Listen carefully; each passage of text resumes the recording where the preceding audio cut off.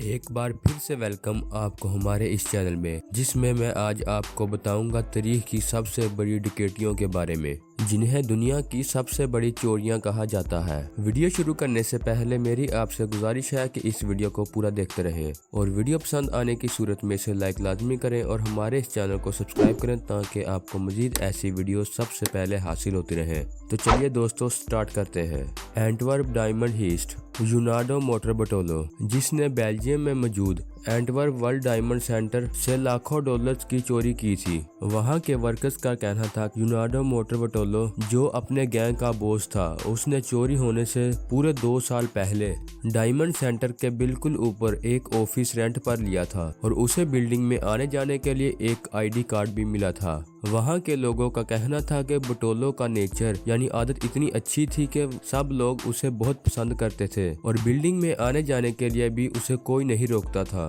लेकिन ये किसको पता था कि ये डायमंड सेंटर में 100 मिलियन की चोरी करने वाला है। वो इतना चालाक था कि उसने डायमंड के साथ साथ वीडियो कैमरे की टेप तक चुरा ली थी, जिसके जरिए उसे कोई पकड़ ना सके।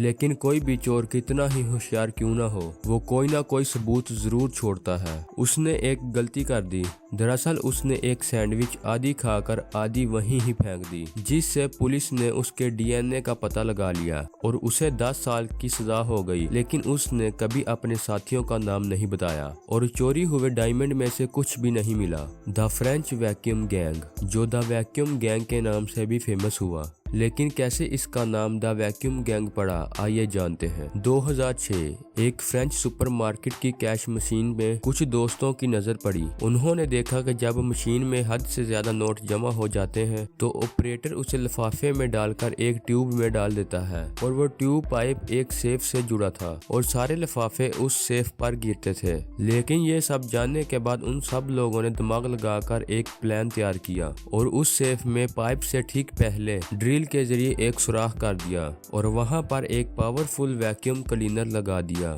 जिसे देखते ही देखते सारे लिफाफे इस वैक्यूम क्लीनर में इकट्ठा होने लगे। इस तरह उन्होंने लगातार 1 साल तक चोरी की और 6 लाख यूरो उस मार्केट से चुराए। पुलिस के पास आज भी उस गैंग के बारे में कोई सबूत नहीं है, बस कुछ सीसीटीवी फुटेज है जिसमें उन्होंने मंकी कैप लगाई हुई है और इसी वजह से उनका नाम द वैक्यूम गैंग पड़ा। द बैंको सेंट्रल टनल। 6 अगस्त 2005 ब्राजील में एक गैंग ने बैंक में सुरंग बनाकर तकरीबन 70 मिलियन डॉलर की बैग वहां से उठाकर ले गए और जो नोट वो ले गए थे बैंक उन्हें डिस्ट्रॉय करने वाला था और उन नोट्स के नंबर भी बैंक के पास नहीं थे।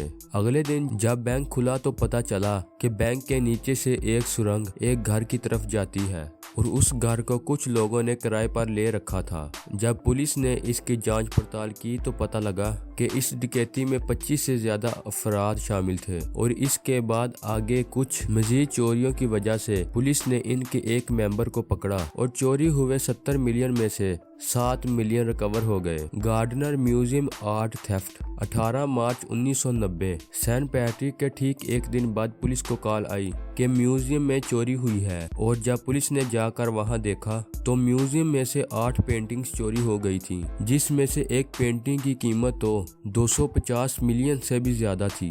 पुलिस ने शक के दायरे में 2 गार्ड्स को भी हिरासत में लिया, लेकिन उन पेंटिंग्स का कहीं कुछ पता नहीं चला। The Harry Winston heist.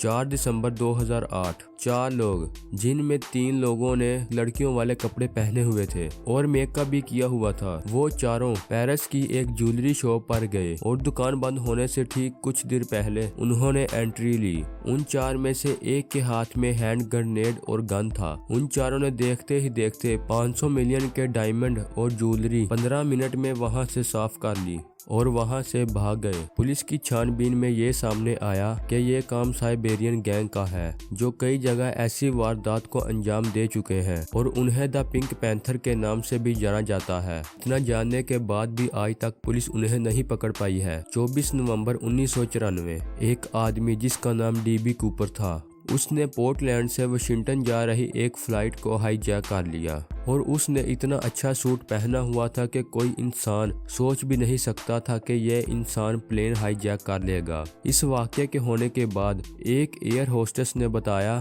कि कूपर ने उसे एक खत दिया था जिसमें लिखा था कि उसके पास एक बम है और वो बिना शोर किए उसके पास आकर बैठ जाए। जैसे ही वो आकर बैठी तब उसने एयर होस्टेस को अपनी डिमांड बताई, जिसमें $2 लाख, 4 पैराशूट और वाशिंगटन के एयरपोर्ट में रिफ्यूल टैंक था। जैसे ही उसकी ये डिमांड पूरी हुई उसने सारे मुसाफिरों को छोड़ दिया और पायलट को प्लेन नवाडा की तरफ उड़ाने को कहा। और कूपर ने पायलट को सख्त इंस्ट्रक्शन दिए थे कि प्लेन जितना आहिस्ता हो सके उतना आहिस्ता चलाए। उसने सारे क्रू मेंबर को एक कॉकपिट में जाने को कहा और उसके बाद कॉकपिट का दरवाज़ा बंद कर दिया और प्लेन से छलांग लगा दी। और जब वो प्लेन नोएडा के एक एयरपोर्ट पर लैंड किया तो FBI ने उसी वक्त उस प्लेन को चेक किया, लेकिन तब तक कूपर गायब हो चुका था और उसे कोई भी नहीं पकड़ सका। एल्बर्ट स्पेगियारी ये एक फ्रांस का जाना माना क्रिमिनल था और उसने फ्रांस के एक सोसाइटी बैंक को लूट लिया था। लेकिन जब वो जवान था तो उसने अपनी गर्लफ्रेंड को इम्प्रेस करने के लिए